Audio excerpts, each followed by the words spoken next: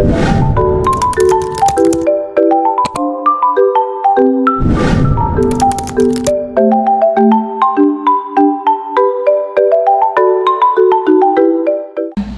salam, di sini kami dalam berdua akan mempresentasikan hasil diskusi materi kami, yaitu dengan judul obat-obat yang berpengaruh terhadap hormon dan pertumbuhan hormon. Di sini saya Ingkawati Sumiran sebagai moderator dengan materi pertama yaitu Sri Oktaviani Dama. Silakan. Yang pertama adalah pengertian hormon. Hormon adalah zat kimia penting dalam tubuh manusia yang berfungsi sebagai pesan biologis. Hormon diproduksi dan dilepaskan oleh kelenjar endokrin yang merupakan organ yang memiliki peran khusus dalam menghasilkan hormon. Setelah dilepaskan, hormon masuk ke aliran darah dan berpergian ke berbagai bagian tubuh untuk menyampaikan pesan mereka. Hormon yaitu kunci utama dalam menjaga homeostasis tubuh yang merujuk pada keseimbangan internal yang diperlukan agar tubuh berfungsi dengan baik. Mereka mengatur berbagai aspek seperti suhu tubuh, kadar gula darah, tekanan darah, serta fungsi organ-organ penting seperti hati, ginjal, dan kelenjar tiroid. Yang pertama ada macam-macam jenis hormon. Yang pertama hormon estrogen, progesteron. Progesteron adalah hormon yang sangat penting dalam siklus menstruasi dan kehamilan pada wanita. Diproduksi oleh ovarium setelah pelepasan telur atau ovulasi. Progesteron berperan kunci dalam mempersiapkan rahim untuk menerima dan mendukung kehamilan. Salah satu fungsi utamanya adalah meningkatkan ketebalan lapisan endometrium yang merupakan tempat embrio menempel setelah pembuahan. Sekian, terima kasih. Materi selanjutnya yaitu ilmiah. Baik, terima kasih. Kedua ada hormon estrogen. Estrogen adalah kelompok hormon steroid yang penting dalam regulasi berbagai fungsi tubuh, terutama pada wanita. Hormon ini diproduksi utamanya oleh ovarium selama siklus menstruasi.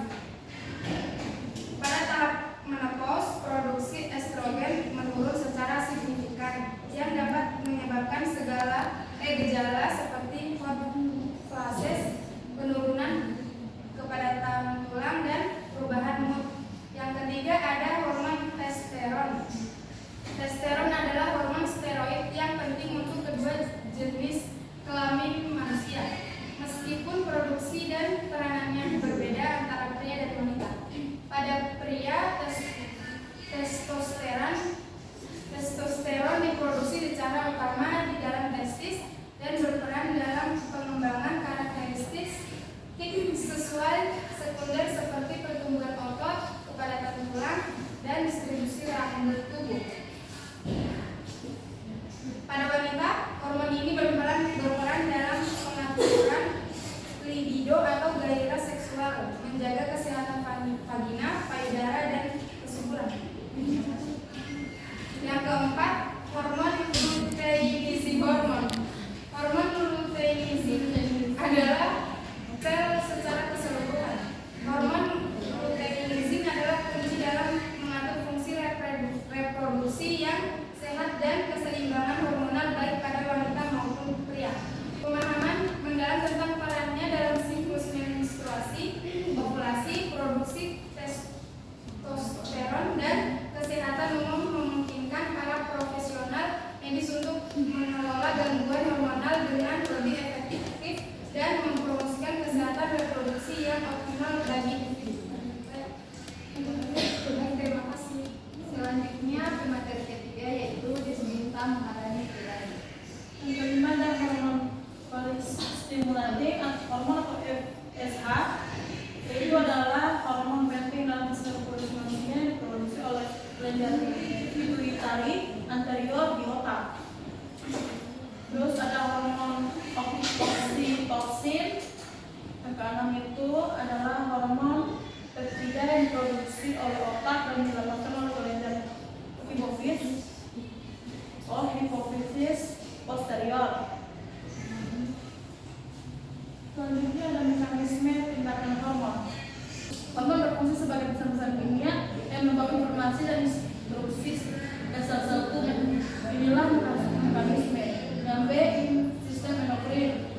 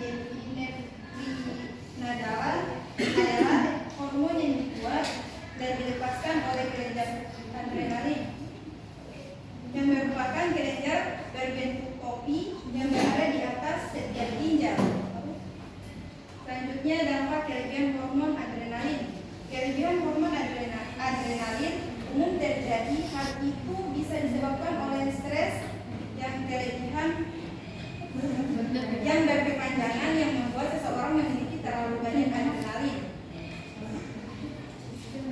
Selanjutnya, dampak kekurangan hormon adrenalin. Sementara kekurangan hormon adrenalin sangat jarang terjadi, bahkan bila kamu kehilangan kedua kelenjar adrenalin sekalipun akibat penyakit atau operasi. Selanjutnya, dampak kelebihan hormon tiroid. Karena peran hormon tiroid sangat penting bagi tubuh, menjaga produksi dan keseimbangan makanya sangat penting dilakukan. Salah satu kondisi yang dapat mempengaruhi hormon tiroid adalah hipertiroidisme. Selanjutnya, dampak kekurangan hormon tiroid. Sebaiknya jumlah hormon tiroid yang terlalu sedikit juga tidak baik bagi tubuh. Kondisi ini dikenal dengan hipotiroidisme. Selanjutnya, ketidakseimbangan hormon. Ketidakseimbangan hormon terjadi saat Anda memiliki terlalu banyak atau terlalu sedikit satu atau beberapa hormon. Selanjutnya saya kembalikan ke moderator. Materi selanjutnya yaitu Pak Mama. Baik, yang selanjutnya penggolongan obat-obatan yang digunakan dalam pengobatan hormonal. Pengobatan hormonal adalah penggunaan obat-obatan yang mengandung hormon atau mempengaruhi kerja hormon untuk mengobati berbagai kondisi medis. Hormon adalah zat kimia yang diproduksi oleh kelenjar endokrin di dalam tubuh dan berfungsi sebagai pembawa pesan yang mengatur banyak fungsi tubuh seperti pertumbuhan, metabolisme, dan reproduksi. Estrogen digunakan dalam terapi penggantian hormon atau HRT untuk mengatasi gejala menopause seperti flases, osteoporosis, dan atrofil urogenital. Yang kedua, progesteron dan progestin digunakan dalam kontrasepsi hormonal untuk mencegah kehamilan, mengatur siklus menstruasi, dan mengobati kondisi seperti sindrom pramenstruasi atau PMS dan endometriosis. Dan yang ketiga, androgen dan anabolik steroid digunakan untuk terapi hormon pria seperti pengobatan hipogonadisme atau kurangnya produksi hormon seks pria, meningkatkan masa otot pada kondisi tertentu, dan terapi gender contoh testosteron dan nandrolon.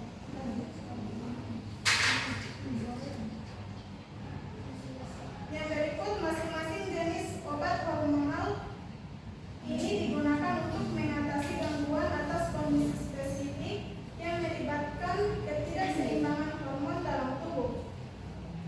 Obat-obatan hormonal memiliki berbagai fungsi dan digunakan dalam banyak kondisi medis. Pengobatan hormonal bekerja melalui berbagai mekanisme tergantung pada jenis hormon yang digunakan dan kondisi medis yang diobati. Berikut beberapa mekanisme utama. Yang pertama, terapi penggantian hormon atau HRT. Yang kedua, pengobatan hormonal pada kanker. Yang ketiga, pengobatan untuk gangguan tiroid. Dan yang keempat, pengobatan untuk diabetes. Saya kembalikan ke moderator. Selanjutnya materi terakhir akan dibawakan oleh Delanayo. Silakan. Pertumbuhan serta obat yang digunakan dalam hormon. Pertumbuhan adalah proses kompleks yang melibatkan banyak faktor, termasuk hormon-hormon tertentu yang memainkan para fungsi. Hormon pertumbuhan yang diproduksi oleh kelenjar pituitari di otak adalah salah satu hormon yang utama mengatur pertumbuhan tubuh manusia, pertumbuhan lingkungan, dan hormon. Salah satu hormon utama yang mempengaruhi pertumbuhan adalah hormon pertumbuhan yang diproduksi oleh kelenjar pituitari dalam otak. Kesimpulan dari materi ini yaitu pengaruh berbagai obat terhadap sistem endokrin dan pertumbuhan hormon.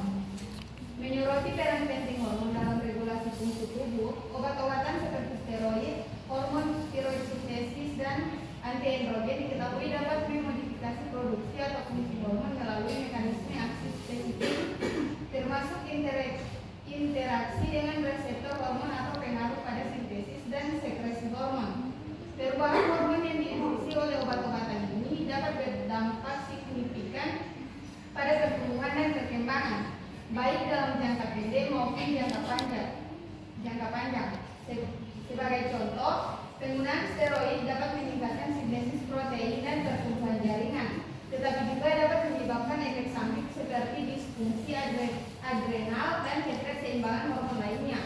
Hormon steroid sintesis di sisi lain dapat membantu mengatur metabolisme, tetapi beresiko menyebabkan hipertiroidisme jika tidak dikontrol dengan baik. Efek samping dan risiko kesehatan yang terkait memerlukan pemantauan medis yang ketat untuk menghindari komplikasi serius seperti osteoporosis dan penyakit kardiovaskular atau gangguan metabolik. Sekian